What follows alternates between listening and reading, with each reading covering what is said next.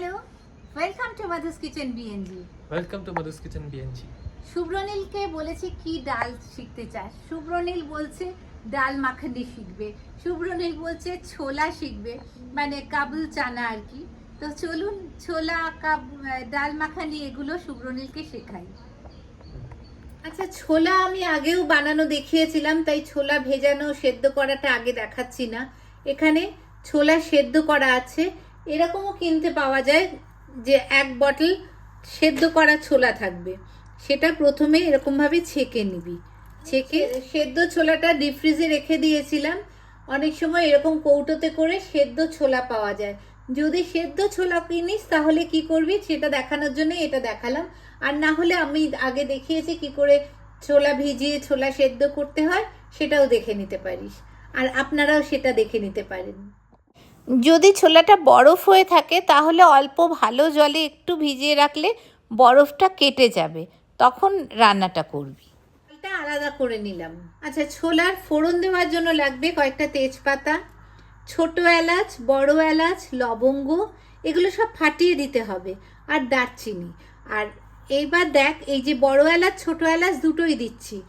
বড় এলাচটা সাধারণত ব্যবহার হয় মাটনে, আর ছোট এলাচটা হয় চিকেন। ফোড়নের জন্য আর লাগবে জিরে, এটা হচ্ছে সাদা জিরে।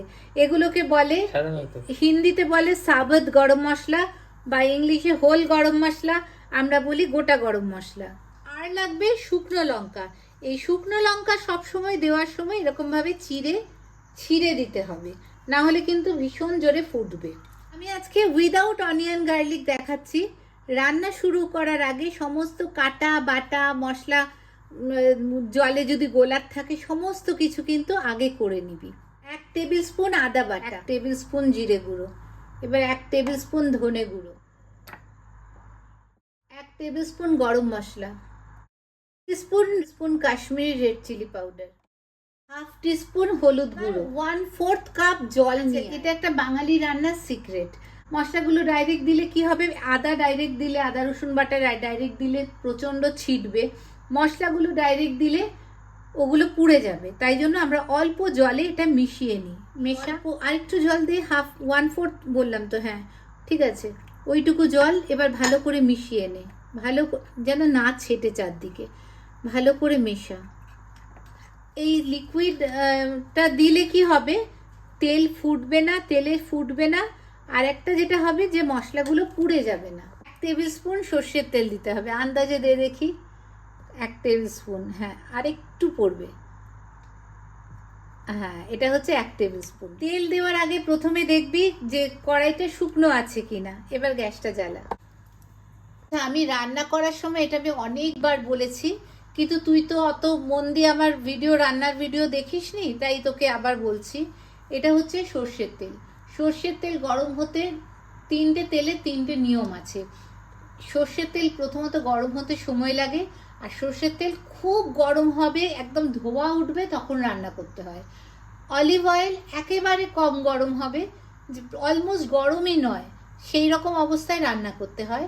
আর আমরা যেটার আরেকটা যে তেল আছে সানফ্লাওয়ার অয়েল, সেটা হচ্ছে অল্প গরমে রান্না করতে হয়। তেল গরম হয়ে গেছে কিনা বুঝবি কি করে, এই দেখ 1 ফোঁটা জিরে নিয়ে দিলাম, এই দেখ ফেনা ফেনা হচ্ছে, এর মানে হয়ে গেছে। এবার সব মশলাগুলো দে।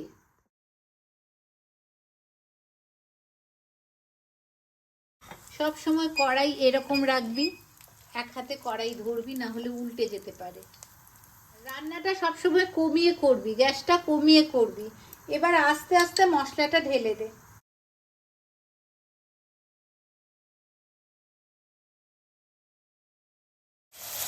এবার ওটা মেশা। এই যে বাটি সামান্য মশলা ছিল সেটাও একটু জল দিয়ে ঢেলে দিবি। এবার মশলাটা একটু শুকোবে। মশলাটা শুকোচ্ছে, আমি 2টো টমেটো পেস্ট করে রেখেছি, এটা ডাইরেক্ট ছোট ছোট টমেটো টুকরো করেও দেওয়া যায়। জলটা কমে গেছে, একদম শুকিয়ে শুকিয়ে এসেছে। এবারে টমেটো পেস্টটা এর মধ্যে ঢেলে দে, আস্তে করে ঢাল। মিক্সিটা সামান্য জল দিয়ে ধুয়ে নিয়ে সেই ধোয়া জলটা দে। এবার ভালো করে ফুটবে, একটু ভালো করে ঘন হয়ে ফুটবে। ফ্রোজেন ছোলা সেদ্ধটা এর মধ্যে দিয়ে দে, এটা একসাথে কুক হবে। আস্তে আস্তে সব দিবি, আস্তে আস্তে দে। তো ছোলাটা টমেটোর মধ্যে দেওয়া হয়েছে, এবার একটু ভালো করে মিশিয়ে দে। এটা টকবক করে ফুটবে। এই বলতো রান্না যে করছিস সব ঠিক আছে? আর কিছু দেওয়ার দরকার? দুটো থামস আপ দেখালে তো হবে না। সব কিছু ঠিক আছে? কি দিসনি? বেসিক কি দিসনি? সল্ট দিসনি। হ্যাঁ, 1 টিস্পুনের কম নুন দিবি। পরে লাগলে দিবি। কেন কম দিচ্ছিস? কারণ এটাতে চাট মশলা দেবো। আর লেবু? লেবু দিতে পারিস পরে। জলটা দিয়ে দে। হ্যাঁ, এটার মধ্যে ঢাল। এটা তো বাজে জল। না, বাজে জল হবে কেন? এটা তো ওই সেদ্ধ জলটা। এবার এটা ফুটবে। আচ্ছা, এটাকে কালো রং করে টেস্টি করার জন্য অনেকে চা দিয়ে দেয়, র চা, মানে দুধ ছাড়া যে কালো চা আমরা খাই সেই চা। ধনে পাতা এটাকে কুচি কর। এইগুলো সব একসাথে জড়ো করতে হয়, করে ছুরিটা সামনে নিয়ে এরকম করে করে কাটতে হয়। এবার আমি একটা আমার স্পেশাল জিনিস দেখাচ্ছি। এই যে ইমলি ডেটের চাটনি পাওয়া যায়, এটা 1 টেবিল স্পুন। 1 টেবিল স্পুন বললাম, 1 টেবিল স্পুন, 2 টেবিল স্পুন, যত খুশি দেওয়া যায়, খুব সুন্দর হয়। এটা ভেতরে দিয়ে গুলে দে। হ্যাঁ, আর না, ঠিক আছে, পড়ে গেল। ঠিক আছে। 1 টেবিল স্পুন চাট মশলা। হ্যাঁ, এবার মিশিয়ে ওইভাবে না, কিভাবে মেশাতে বলেছে। এবার অলমোস্ট শুকিয়েও গেছে, ঠিক আছে। এই প্রায় 10 মিনিট এইটা এইভাবে ফুটবে, নিচ থেকে ওপরে করবি। ধনে পাতাটা দিয়ে দে। হ্যাঁ, এটা হচ্ছে শেফের মতো হচ্ছে ব্যাপার। নে, এবার মেশা, ভালো করে মেশা, আস্তে আস্তে। সব কিছু কিন্তু খুব আস্তে আস্তে করতে হবে। এরপরে একবার টেস্ট করে দেখবি। এটাতে কোনো চিনি পড়লো না। এমনিতে অনেক সময় চিনি পড়ে। কেন চিনি দিলাম না? ওই যে তেঁতুলের চাটনিটা দিলাম, ওটাতেই একটা খুব সুন্দর টেস্ট আসবে। টেস্ট করে দেখ কেমন হচ্ছে। জাস্ট ঝোলটা টেস্ট কর, খুব গরম কিন্তু। ভালো হয়েছে?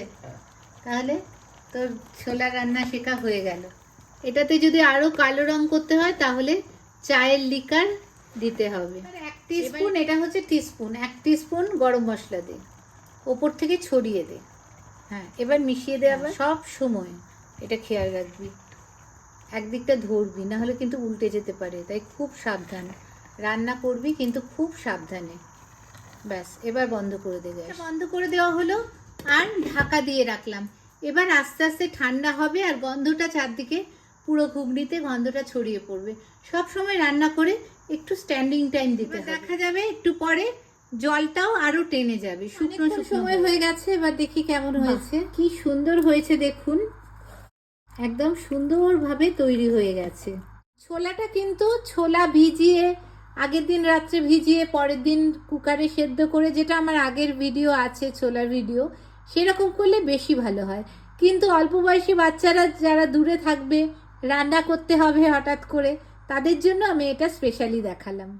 রান্নাগুলো খোঁজার সুবিধার জন্য আমি অনেক সুন্দর করে প্লেলিস্ট করেছি, একটু দেখবেন। ডেসক্রিপশানেও কিছু রাখবো, এন্ড স্ক্রিনেও রাখবো, আপনারা প্লিজ দেখবেন। আর প্লিজ সাবস্ক্রাইব করবেন। ভালো থাকবেন সবাই, থ্যাংক ইউ।